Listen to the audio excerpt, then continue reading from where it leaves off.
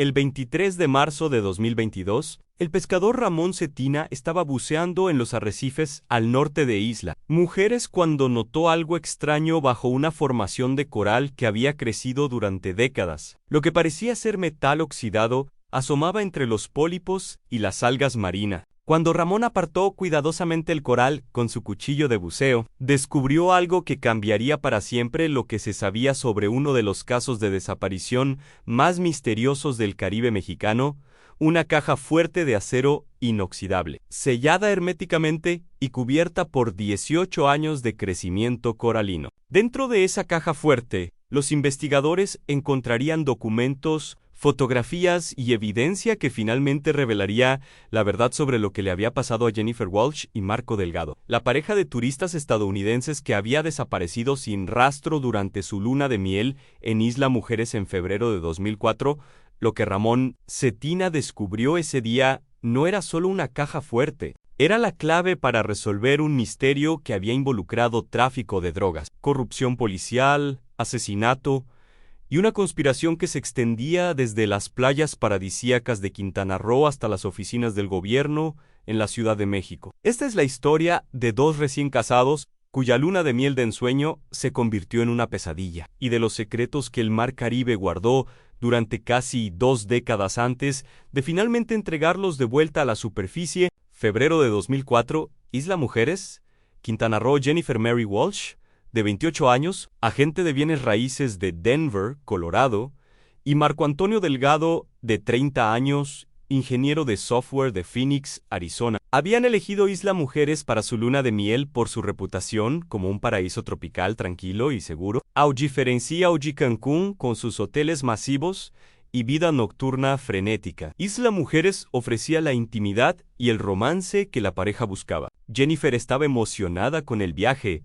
Recordaría más tarde, su hermana Susan Walshmart había investigado durante meses sobre Isla Mujeres, leyendo sobre su historia, sus tradiciones, los mejores lugares para hacer snorkel. Quería que fuera perfecto. Marco había reservado una suite en el Hotel Navalam, uno de los establecimientos más exclusivos de la isla, con vista directa al Mar Caribe. El plan era simple: 2 semanas de relajación total, explorando los arrecifes de coral, disfrutando de la gastronomía local y comenzando su vida matrimonial en uno de los lugares más hermosos del mundo. Marco era muy detallista, dijo su hermano Carlos Delgado. Había planificado cada día del viaje, desde los restaurantes donde iban a cenar hasta las excursiones de buceo que quería hacer con Jennifer. Para él, todo tenía que ser perfecto para su nueva esposa. La pareja llegó a Isla Mujeres el 14 de febrero de 2004, día de San Valentín. Las fotos que enviaron a sus familias durante los primeros días mostraban a 2 personas completamente enamoradas, disfrutando del paraíso tropical que habían elegido para comenzar su nueva vida juntos. Las últimas fotos que recibimos fueron hermosas, recordó Susan. Jennifer en la playa con un vestido blanco, Marco haciendo snorkel en aguas cristalinas, los dos cenando en restaurantes con vista al mar. Parecían tan felices, tan relajados. Durante la primera semana, la pareja mantuvo contacto regular con sus familias, llamadas telefónicas diarias describiendo las maravillas de la isla, correos electrónicos con fotografías de puestas de sol espectaculares, mensajes de texto sobre los peces tropicales que habían visto mientras buceaban. La última comunicación que alguien recibió de Jennifer y Marco fue un mensaje de texto que Jennifer envió a su hermana el 22 de febrero de 2004, a las 8:47 p.m. hora local. Al último día: mañana. Marco encontró algo increíble buceando hoy. No puedo decir que por teléfono, pero va a cambiar nuestras vidas. Te llamo cuando regresemos a Denver. Te amo, hermana. Esa fue la última vez que alguien supo de ellos. Cuando Jennifer y Marco no aparecieron para su vuelo de regreso a Estados Unidos el 23 de febrero, sus familias inicialmente pensaron que habían decidido extender su estancia. Era común que los recién casados cambiaran sus planes de viaje si estaban disfrutando especialmente de su luna de miel. Pero cuando el 24 de febrero pasó sin noticias, y luego el 25, ambas familias comenzaron a preocuparse seriamente. Jennifer era obsesiva con la comunicación, explicó Susan. Nunca, jamás, habría dejado que pasaran 2 días sin llamar a casa, especialmente sabiendo que estaríamos preocupados por su vuelo perdido. Carlos Delgado voló inmediatamente a Isla Mujeres para buscar a su hermano. Lo que encontró al llegar lo alarmó profundamente. El hotel me dijo que Jennifer y Marco habían salido en la mañana del 23 de febrero para una excursión de buceo, pero nunca regresaron, recordó Carlos. Sus pertenencias seguían en la habitación, sus pasaportes estaban en la caja fuerte del hotel, pero ellos habían desaparecido completamente. El gerente del Hotel Navalam, Fernando Paz, contactó inmediatamente a las autoridades locales. El caso fue asignado al comandante Luis Hernández de la Policía Municipal de Isla Mujeres. Era un caso muy inusual, recordó Hernández años después. Turistas americanos, mucho dinero, reservaciones pagadas, vuelos perdidos. No era el típico caso de turistas que se van sin pagar la cuenta. La investigación inicial reveló que Jennifer y Marco habían contratado una excursión de buceo con Caribe Diving, una empresa local operada por Joaquín Morales, un buzo experimentado que había trabajado en las aguas alrededor de Isla Mujeres durante más de 20 años.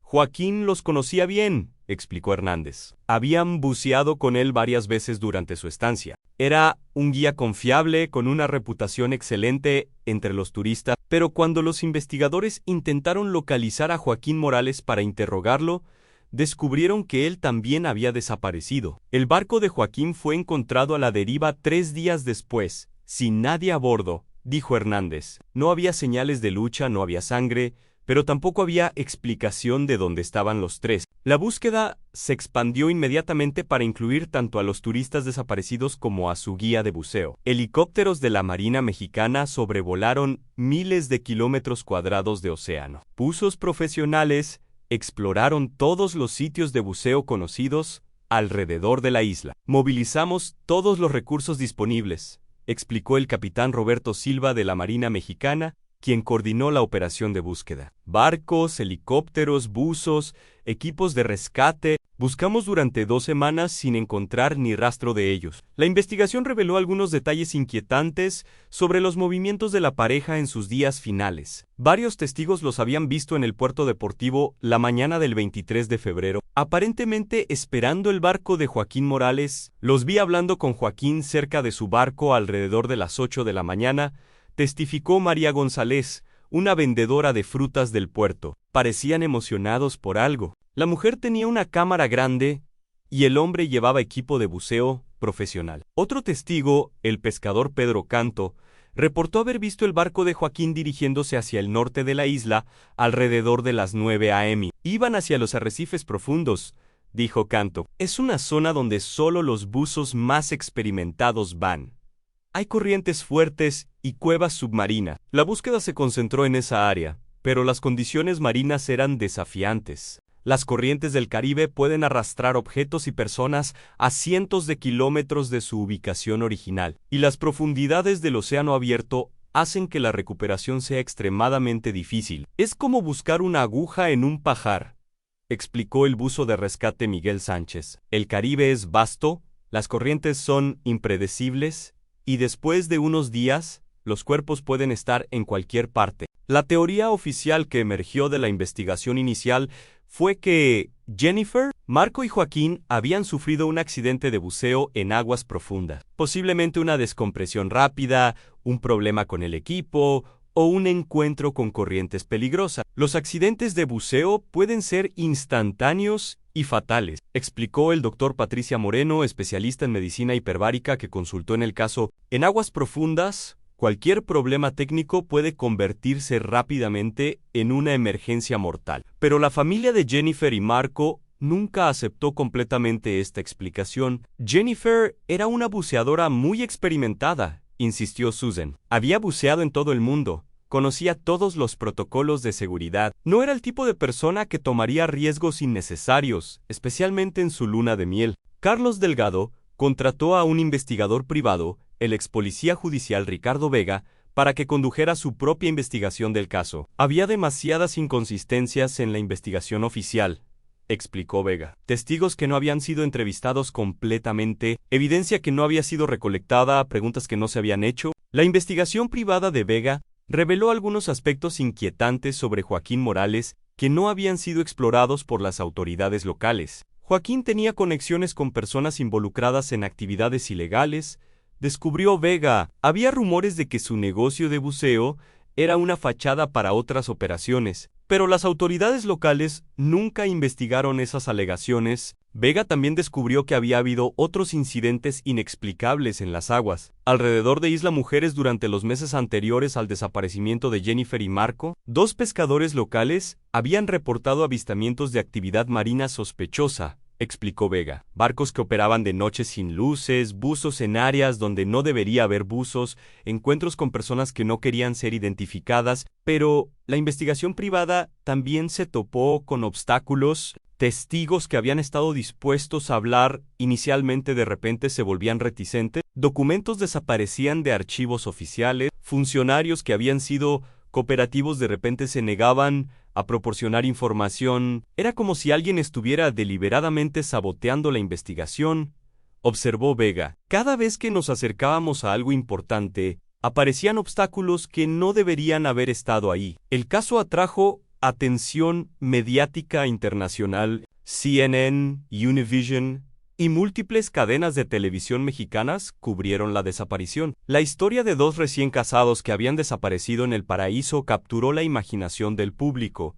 Missing in Paradise fue el titular de USA Today. Honeymoon Horror in Mexico reportó en New York Post. A la cobertura mediática puso presión adicional sobre las autoridades mexicanas para resolver el caso, pero la atención mediática también trajo teorías conspirativas y especulación irresponsable. Algunos medios sugirieron que Jennifer y Marco habían sido víctimas de piratas modernos. Otros especularon sobre conexiones con el narcotráfico o el terrorismo. La cobertura mediática se volvió más perjudicial que útil, admitió el comandante Hernández. Estábamos recibiendo cientos de pistas falsas, teorías ridículas y presión política que interfería con la investigación real. Para las familias, la atención mediática fue una espada de doble filo. Por un lado, mantuvo el caso en el ojo público y presionó a las autoridades para que continuaran la búsqueda. Por otro lado, la especulación constante y las teorías sensacionalistas añadieron dolor adicional a su pérdida. Era horrible ver teorías ridículas sobre Jennifer y Marco en la televisión,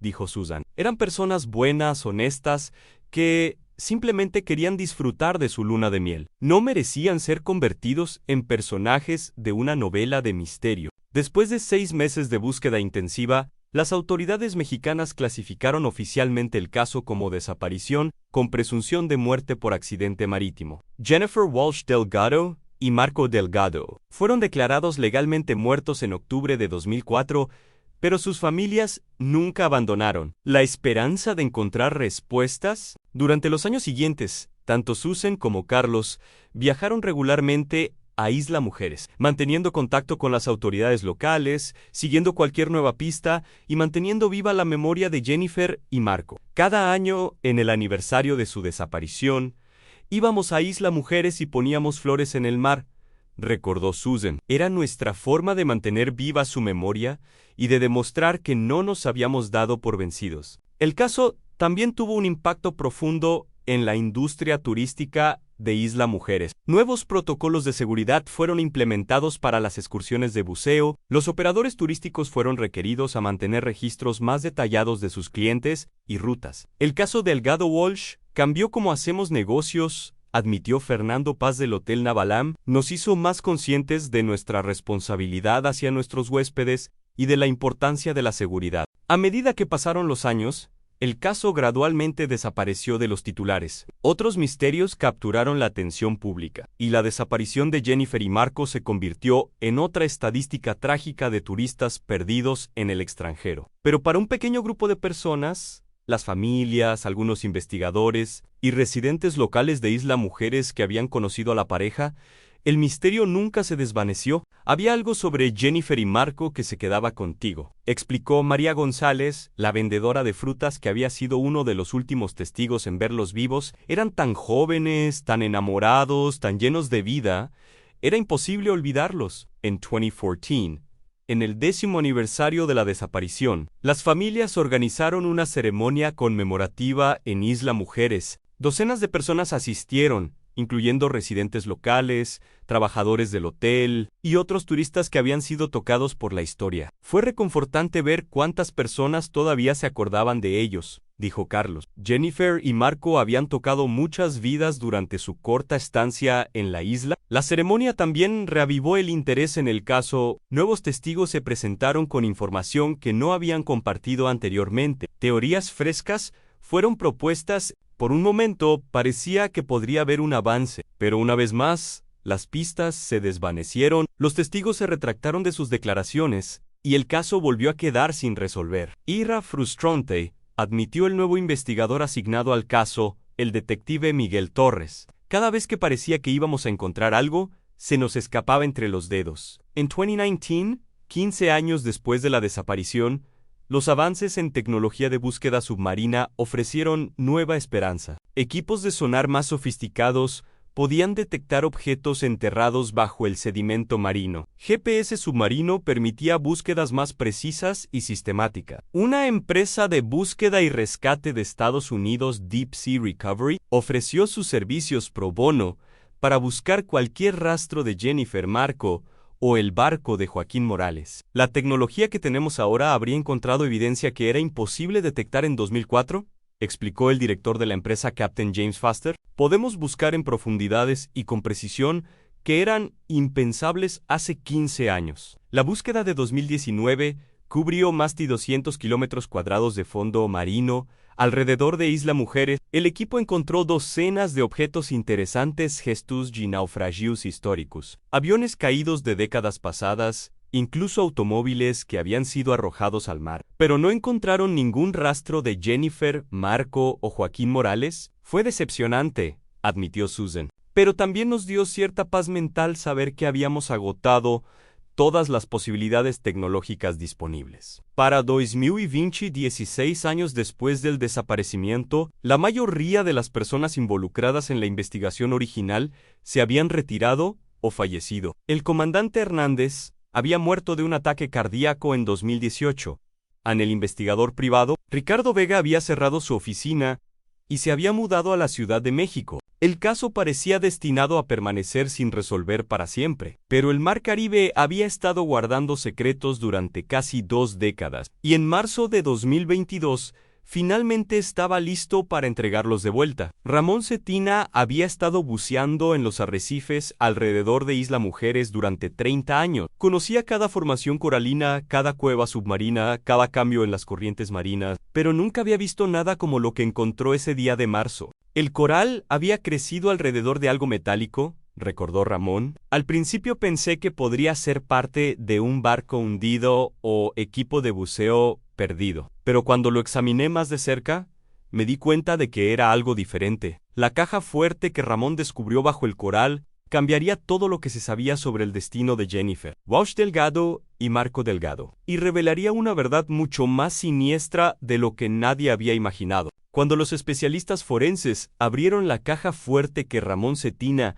había encontrado bajo el coral, el 25 de marzo de 2022, descubrieron que el sellado hermético había preservado perfectamente su contenido durante 18 años bajo el agua. Dentro había fotografías subacuáticas, documentos laminados, una cámara digital envuelta en plástico y una memoria USB que contenía lo que se convertiría en la evidencia más importante del caso. Un video grabado por Marco Delgado durante sus últimas horas de vida. El video, filmado con la cámara submarina de Marco el 22 de febrero de 2004, mostraba algo que ningún turista debería haber visto jamás: una operación masiva de contrabando de drogas, que utilizaba los arrecifes de coral como depósito temporal para envíos de cocaína que viajaban desde Colombia hacia Estados Unidos. Lo que Jennifer y Marco encontraron no fue un tesoro submarino, explicó el detective Miguel Torres, quien ahora dirigía la investigación renovada.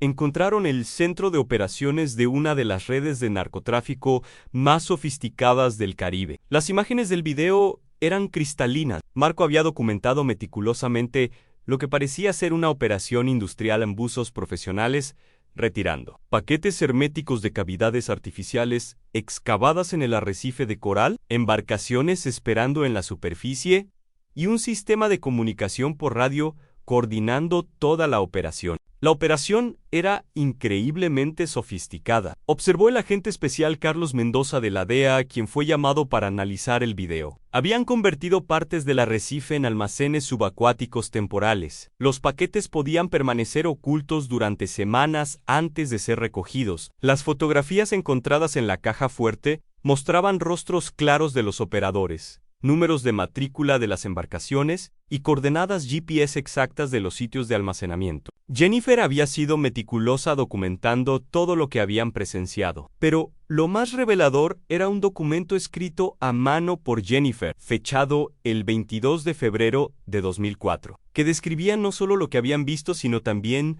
su plan para reportarlo a las autoridades. Marco y yo hemos descubierto algo increíble y terrible, escribía Jennifer. Joaquín nos llevó a lo que pensábamos era un sitio de buceo secreto, pero resultó ser el centro de una operación de drogas masiva. Al principio no entendimos lo que estábamos viendo, pero cuando Marco comenzó a filmar quedó claro que estábamos presenciando contrabando de drogas a gran escala. Joaquín se puso muy nervioso cuando se dio cuenta de lo que habíamos grabado. Dice que conoce a estas personas y que son muy peligrosas. Está asustado, pero acordó ayudarnos a documentar todo antes de que reportemos a las autoridades. Mañana vamos a volver para obtener más evidencia y luego vamos directamente al FBI en Cancún. Esa nota explicaba finalmente por qué Jennifer había enviado aquel mensaje de texto críptico a su hermana sobre algo que cambiaría sus vidas. No había sido una exageración romántica, habían descubierto una operación criminal masiva. Jennifer y Marco no eran solo testigos accidentales, explicó el detective Torres. Se habían convertido en investigadores activos, documentando evidencia que podría haber destruido toda la red de contrabando. La investigación forense de la caja fuerte reveló más secretos perturbadores. Análisis de las fotografías mostraba que la operación de contrabando había estado utilizando múltiples sitios alrededor de Isla Mujeres, algunos de ellos ubicados en áreas que eran populares destinos turísticos de buceo. Los narcotraficantes habían militarizado efectivamente los arrecifes, explicó el biólogo marino Dr. Roberto Shark, consultor en el caso. Habían excavado cavidades artificiales en formaciones coralinas naturales, creando espacios de almacenamiento que eran prácticamente invisibles desde la superficie. Las coordenadas GPS, documentadas por Jennifer, llevaron a los investigadores a descubrir una red de al menos 12 sitios de almacenamiento subacuático distribuidos alrededor de la isla. Cada sitio había sido cuidadosamente camuflado para parecer parte del arrecife natural. Era brillante desde un punto de vista criminal, admitió el agente Mendoza. Los turistas y buzos recreacionales pasaban por encima de estos sitios sin tener idea de lo que había debajo, y las autoridades marinas nunca habrían pensado en buscar drogas dentro de los arrecifes de coral. Pero el descubrimiento más impactante vino cuando los investigadores analizaron las caras capturadas en las fotografías de Jennifer. Utilizando software de reconocimiento facial, identificaron a varios individuos que ya estaban en bases de datos policiales. Reconocimos inmediatamente a Miguel el Tiburón Vázquez, dijo el agente Mendoza. Era un operador de alto nivel para el Cartel del Golfo, especializado en operaciones marítimas. Si él estaba involucrado, esta no era una operación menor. Miguel Vázquez había sido arrestado en 2007 por tráfico de drogas, pero había sido liberado en 2010 debido a falta de evidencia suficiente. Los investigadores ahora se daban cuenta de que las fotografías de Jennifer habrían proporcionado la evidencia necesaria para mantenerlo en prisión. Si hubiéramos tenido estas imágenes en 2007, Vázquez habría recibido cadena perpetua, observó el fiscal federal Mario Herrera. En lugar de eso, fue liberado y probablemente continuó sus operaciones criminales. La investigación también reveló por qué la búsqueda original de Jennifer y Marco había sido tan infructuosa. Documentos encontrados en la caja fuerte sugerían que la operación de contrabando tenía infiltrados dentro de las autoridades locales. Una nota escrita por Joaquín Morales, aparentemente dirigida a Jennifer y Marco, decía: no pueden confiar en la policía local. El comandante Hernández está en la nómina. Tienen que ir directamente al FBI en Cancún o a la DEA en la Ciudad de México. Esta revelación envió ondas de choque a través de la investigación. El comandante Luis Hernández había dirigido la búsqueda original de Jennifer y Marco, y había tenido acceso a toda la información sobre la investigación. Si Hernández estaba comprometido, eso explicaría por qué la investigación original fue tan inefectiva, dijo el detective Torres. Él habría sabido exactamente dónde estaban buscando los equipos de rescate, y se habría asegurado de que nunca encontraran nada. Los registros financieros obtenidos mediante órdenes judiciales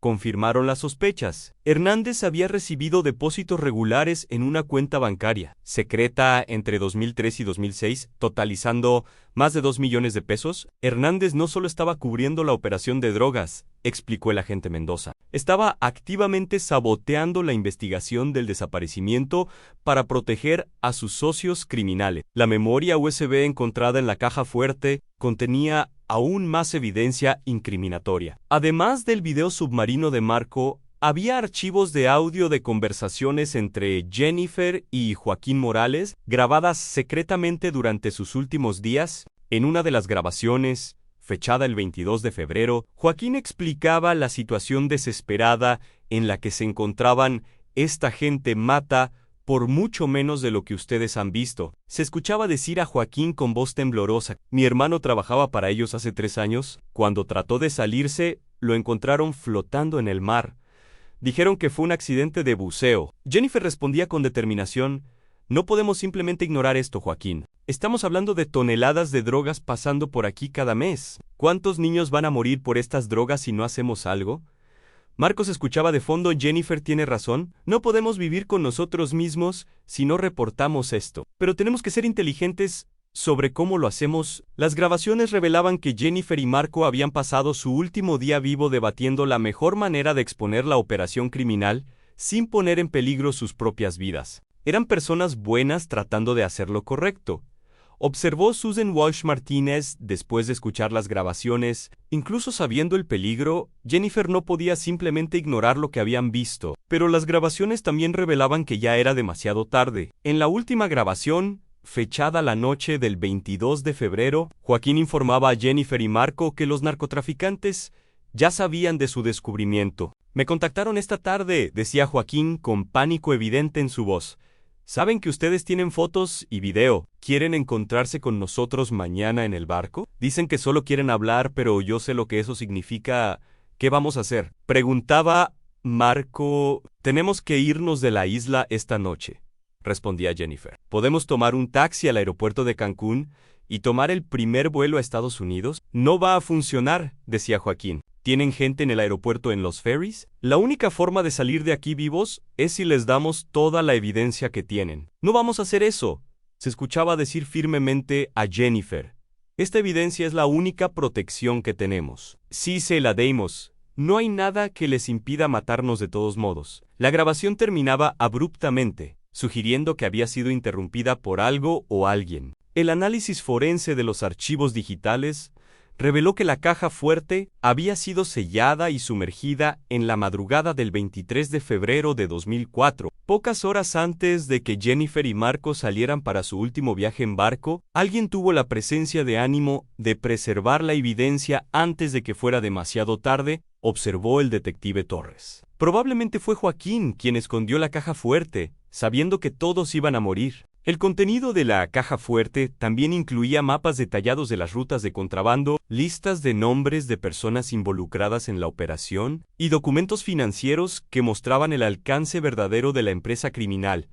No estamos hablando de una operación menor, explicó el agente Mendoza. Los documentos sugieren que esta red estaba moviendo entre 5 y 10 toneladas de cocaína por mes a través de Isla Mujeres. Las listas de nombres encontradas en la caja fuerte incluían no solo a criminales conocidos, sino también a funcionarios gubernamentales, empresarios locales y operadores turísticos que habían estado facilitando la operación. La corrupción era sistemática, dijo el fiscal Herrera. Habían comprado o intimidado a prácticamente todos los que podrían haber interferido con sus operaciones. Entre los nombres más impactantes estaba el del entonces alcalde de Isla Mujeres, Ricardo Paz, quien aparentemente había estado recibiendo pagos regulares para garantizar que las autoridades municipales no interferirían con las operaciones de contrabando. Paz había convertido efectivamente a Isla Mujeres en un puerto libre para narcotraficantes.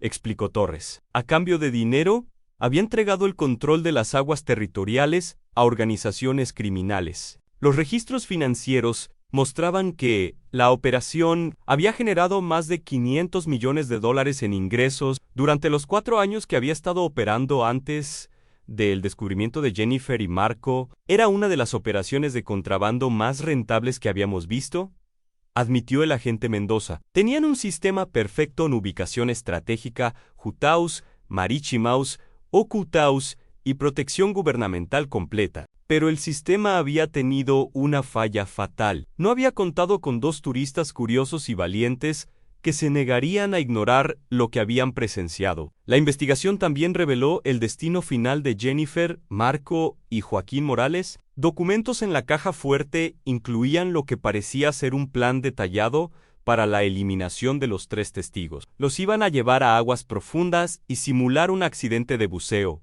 explicó Torres. Sus cuerpos habrían sido arrojados a corrientes que los habrían llevado lejos de la zona de búsqueda. El plan había funcionado perfectamente. Durante 18 años, las autoridades habían asumido que Jennifer, Marco y Joaquín habían muerto en un accidente de buceo, exactamente como los narcotraficantes habían planeado. Fue un crimen perfecto, observó el agente Mendoza. Si no fuera por la previsión de alguien, probablemente Joaquín, de preservar la evidencia, nunca habríamos sabido la verdad. Pero la evidencia preservada en el fondo del mar finalmente estaba exponiendo una conspiración que había operado con impunidad durante años y había cobrado muchas más vidas que solo las de Jennifer y Marco. En los documentos en la caja fuerte hacían referencia a al menos 8 otras situaciones problemáticas que habían sido resueltas entre 2002 y 2006. Cada referencia probablemente representaba más personas que habían sido asesinadas para proteger la operación de contrabando. Jennifer y Marco no fueron las únicas víctimas, dijo Torres. Fueron parte de un patrón sistemático de asesinatos diseñado para mantener el secreto de la operación. La revelación del contenido de la caja fuerte había finalmente proporcionado respuestas a las familias de Jennifer y Marco, pero también había abierto una investigación mucho más amplia sobre una de las redes criminales más sofisticadas en la historia del Caribe mexicano, y los responsables de sus muertes aún estaban vivos, libres y completamente inconscientes de que después de 18 años, la evidencia que pensaban que habían destruido, finalmente había emergido del fondo del mar para perseguirlos. El arresto de Miguel "el Tiburón" Vázquez en su mansión de Mérida, Yucatán, el 15 de abril de 2022, marcó el comienzo de la operación policial más grande en la historia de Quintana Roo. El hombre que había creído estar a salvo durante 18 años fue despertado a las 5 a.m. por un equipo conjunto de la DEA, la Fiscalía General de la República y la Marina Mexicana, armados con evidencia que pensaba había sido destruida para siempre. «Señor Vázquez», le dijo el agente especial Carlos Mendoza mientras le mostraba una fotografía submarina tomada por Jennifer Walsh en 2004. «Creo que usted y yo tenemos mucho de qué hablar». La expresión en el rostro de Vázquez cuando vio la fotografía, sorpresa, terror y finalmente resignación, fue capturada por las cámaras de la operación. Durante 18 años había vivido creyendo que todos los testigos estaban muertos y que toda la evidencia había sido destruida. En un instante, se dio cuenta de que su mundo estaba a punto de colapsar. «No es posible», murmuró Vázquez mientras era esposado. «Los matamos a todos. ¿Destruimos todo?». Esas palabras, grabadas por los micrófonos de los agentes, se convertirían en una confesión espontánea que sería fundamental en el juicio que seguiría. En las siguientes 72 horas, 15 personas más fueron arrestadas en operaciones coordinadas a través de México, Estados Unidos y Colombia. La red criminal que había operado impunemente durante años finalmente estaba siendo desmantelada, gracias a la evidencia que Jennifer Walsh y Marco Delgado habían preservado con sus vidas. «Fue la operación antinarcóticos más satisfactoria de mi carrera», dijo el agente Mendoza. «Estábamos arrestando a personas que habían creído estar por encima de la ley durante casi 2 décadas. Entre los arrestados estaba Ricardo Paz, el exalcalde de Isla Mujeres, encontrado en una villa de lujo en Costa Rica donde había estado viviendo bajo identidad falsa desde 2010, Su extradición a México fue rápida, facilitada por la abrumadora evidencia documentada en la caja fuerte submarina. Paz había estado viviendo como un rey con el dinero de la droga, explicó el fiscal federal Mario Herrera. Propiedades en 3 países, cuentas bancarias en paraísos fiscales, una vida de lujo financiada por la muerte y la miseria. La investigación también reveló que el comandante Luis Hernández, quien había muerto en 2018, había sido solo una pequeña parte de una red de corrupción mucho más amplia. Documentos encontrados en su casa después de obtener órdenes de cateo póstumas mostraron conexiones con al menos 20 funcionarios gubernamentales más. Hernández había estado coordinando la protección gubernamental para toda la operación, explicó el detective Miguel Torres. No era solo un policía corrupto individual, era el jefe de una empresa criminal que había infiltrado múltiples niveles del gobierno. Los registros bancarios obtenidos durante la investigación revelaron que la red de corrupción había distribuido más de $50 millones en sobornos durante los 4 años de operación activa. Jueces, fiscales, comandantes de policía oficialis de aduana y políticos municipales habían estado en la nómina. No era corrupción, era una toma de control completa del sistema de justicia local, observó Herrera. Habían comprado efectivamente todo el aparato gubernamental de Quintana Roo. El juicio principal, que comenzó en octubre de 2022, 8 meses después del descubrimiento de la caja fuerte, se convirtió en uno de los casos criminales más seguidos en la historia de México. Los medios internacionales cubrieron cada día del proceso, fascinados por la historia de 2 turistas estadounidenses que habían resuelto su propio caso de asesinato desde más allá de la tumba. El caso capturó la imaginación del público, porque era una historia de justicia que trasciende la muerte, explicó la periodista judicial María Elena Vázquez, quien cubrió el juicio para Televisa. Jennifer y Marco se habían convertido en los fiscales de sus propios asesinos. La evidencia presentada durante el juicio fue abrumadora. El video submarino de Marco se reprodujo docenas de veces, mostrando claramente las caras de los acusados mientras supervisaban el contrabando de drogas. Las fotografías de Jennifer proporcionaron identificaciones positivas de todos los principales operadores, pero fue el testimonio de las familias lo que proporcionó el impacto emocional más poderoso del juicio. Jennifer era una persona que no podía cerrar los ojos ante la injusticia, testificó Susan Walsh Martínez, dirigiéndose directamente a los acusados. Cuando vio lo que ustedes estaban haciendo, sabía que tenía que actuar, incluso sabiendo que eso podría costarle la vida. Murió tratando de proteger a otros niños de las drogas que ustedes estaban contrabandear. Carlos Delgado, hermano de Marco, fue igualmente directo en su testimonio, y hermano era fotógrafo, porque creía en el poder de las imágenes para revelar la verdad. Sus últimas fotografías finalmente trajeron justicia para él y Jennifer, y para todas las otras víctimas de esta red criminal. El testimonio más devastador vino de un testigo inesperado, Anelena Morales, hermana de Joaquín Morales, el guía de buceo que había sido asesinado junto con Jennifer y Marco. Joaquín me llamó la noche del 22 de febrero de 2004, testificó Elena entre lágrimas. Estaba aterrorizado. Me dijo que había llevado a 2 turistas americanos a ver algo que no deberían haber visto, y que todos iban a morir por eso. Me pidió que cuidara a sus hijos si algo le pasaba. Elena reveló que Joaquín le había dado coordenadas GPS, de donde había escondido evidencia que podría destruir a toda la red. Esas coordenadas correspondían exactamente al lugar donde Ramón Cetina había encontrado la caja fuerte 18 años después.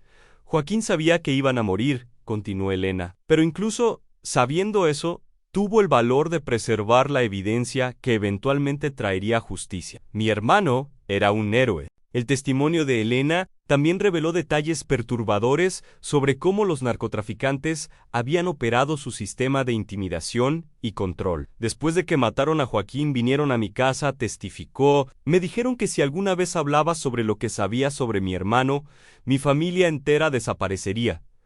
Durante 18 años, viví con ese miedo, pero cuando vi que finalmente habían encontrado la evidencia de Joaquín, supe que tenía que hablar. La defensa intentó argumentar que las muertes habían sido accidentales, que Jennifer, Marco y Joaquín habían muerto en un accidente de buceo legítimo, pero la evidencia era demasiado clara y completa para sostener esa teoría. Los documentos encontrados en la caja fuerte incluían planes específicos para eliminar a los testigos, argumentó el fiscal Herrera. No hay manera de interpretar esto como accidental. Fue un asesinato premeditado y calculado. Las grabaciones de audio de las últimas conversaciones de Jennifer y Marco fueron particularmente dañinas para la defensa. Los jurados escucharon las voces de dos personas jóvenes que sabían que iban a morir pero se negaban a entregar la evidencia que podría proteger a otros. Esas grabaciones mostraron el verdadero carácter de Jennifer y Marco, observó el psicólogo forense Dr. Roberto Silva, quien testificó sobre el estado mental de las víctimas, incluso enfrentando la muerte. Su preocupación principal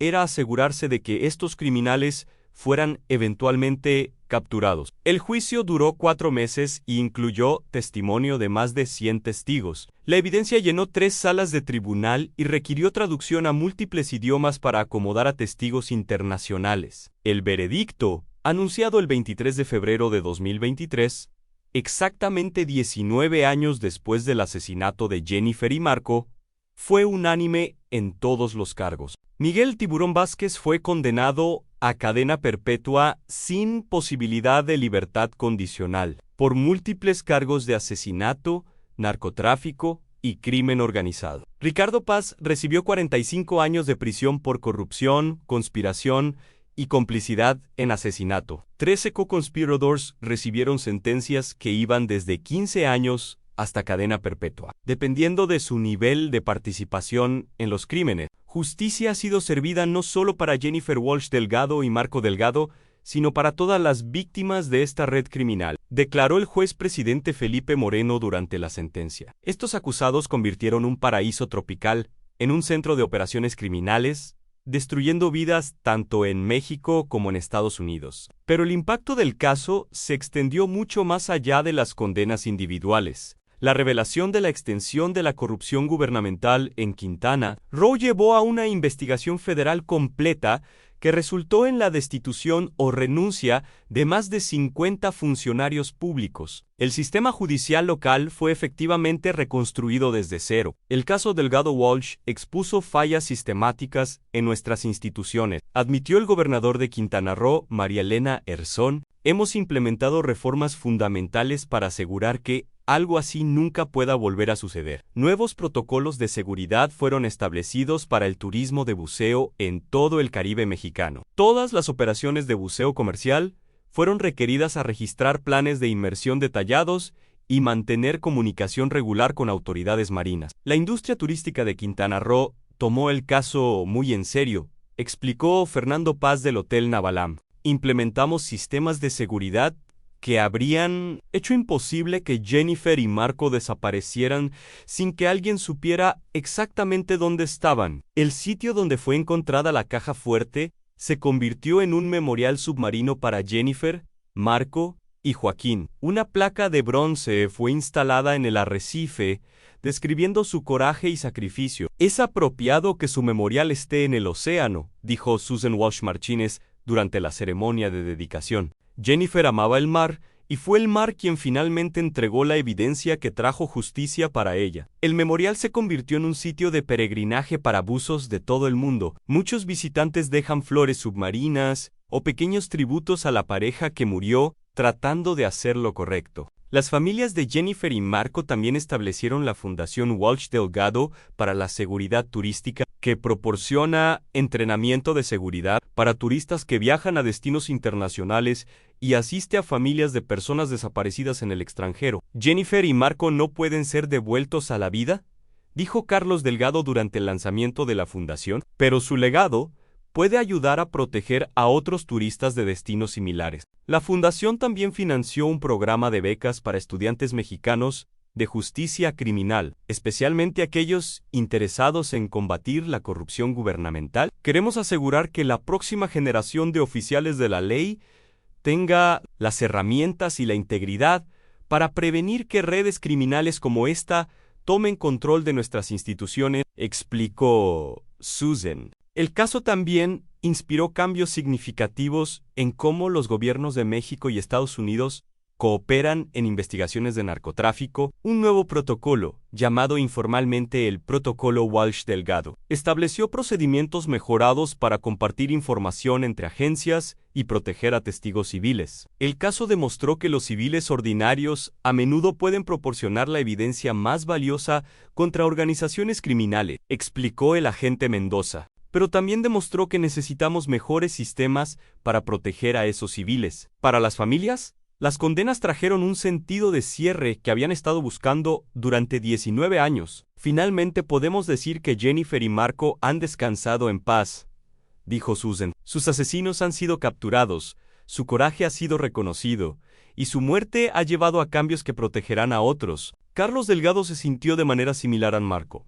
Siempre creía que la verdad eventualmente saldría a la luz. Tomó 19 años. Pero tenía razón, la verdad es más poderosa que cualquier conspiración criminal. El caso también tuvo un impacto profundo en la comunidad de Isla Mujeres. Muchos residentes locales habían vivido durante años sabiendo que algo siniestro estaba ocurriendo, pero habían sido demasiado intimidados para hablar. Después de las condenas, la gente finalmente se sintió segura para contar sus historias, explicó María González, la vendedora de frutas que había sido uno de los últimos testigos en ver a Jennifer y Marco vivos. Durante años, habíamos vivido con miedo. Finalmente podíamos hablar libremente. Ramón Cetina, el pescador que había encontrado la caja fuerte, se convirtió en un héroe local. Su descubrimiento no solo había traído justicia para Jennifer y Marco, sino que había liberado a toda la comunidad del control criminal. Ramón salvó a nuestra isla, dijo el nuevo alcalde de Isla Mujeres, Patricia Moreno. Su descubrimiento no solo resolvió un caso de asesinato, sino que expuso una red de corrupción que había estado envenenando nuestra comunidad durante años. En febrero de 2024, en el 20º aniversario de la desaparición de Jennifer y Marco, se realizó una ceremonia conmemorativa especial en Isla Mujeres. Asistieron cientos de personas, incluyendo las familias, los investigadores que habían trabajado en el caso, y residentes locales cuyas vidas habían sido tocadas por la historia. Jennifer y Marco vinieron a Isla Mujeres como turistas buscando romance y aventura, dijo Susan durante la ceremonia. Se convirtieron en héroes que expusieron una de las redes criminales más peligrosas del Caribe. Su amor el uno por el otro y su amor por la justicia trasciende la muerte. La ceremonia también incluyó el anuncio de que las aguas alrededor de Isla Mujeres habían sido oficialmente declaradas libres de actividad de narcotráfico por primera vez en décadas. El sacrificio de Jennifer, Marco y Joaquín finalmente ha dado sus frutos, declaró el almirante Carlos Rivera de la Marina Mexicana. Estas aguas son seguras otra vez para las familias, los turistas y las generaciones futuras. El video submarino de Marco, que había sido la evidencia clave en las condenas, fue donado al Museo Nacional de Antropología en la Ciudad de México, donde se exhibe como parte de una exposición sobre el coraje civil y la importancia de defender la justicia. Las imágenes de Marco son más que evidencia en un caso criminal, explicó la curadora del museo, doctora Ana Patricia Ramos. Son un testimonio del poder de los ciudadanos ordinarios para hacer una diferencia extraordinaria. Los arrecifes de coral alrededor de Isla Mujeres, una vez militarizados por narcotraficantes, han sido restaurados a su estado natural. Los sitios de almacenamiento artificiales fueron cuidadosamente removidos y el ecosistema marino ha comenzado a recuperarse. El coral está creciendo de nuevo, explicó el biólogo marino Dr. Roberto Schack. La naturaleza está sanando las heridas que los criminales le infligieron. Hoy, 2 décadas después de su luna de miel fatal, Jennifer Walsh Delgado y Marco Delgado son recordados no solo como víctimas de un crimen horrible, sino como héroes que se negaron a permanecer en silencio ante la injusticia. Su historia se ha convertido en una leyenda en Isla Mujeres, contada a las nuevas generaciones como un recordatorio de que el amor y el coraje pueden triunfar sobre el mal, incluso cuando la justicia toma décadas en llegar. Y en las aguas cristalinas del Caribe, donde una vez operó una de las redes de narcotráfico más sofisticadas del mundo, ahora solo hay paz, belleza y el recuerdo de 2 almas valientes que dieron sus vidas para proteger a otros. Jennifer y Marco habían venido a Isla Mujeres buscando el comienzo de su vida juntos. En cambio, Encontraron una muerte que los uniría para siempre en la historia, y un legado que haría del mundo un lugar más seguro para las generaciones que siguieran sus pasos en esas aguas ahora tranquilas del paraíso caribeño.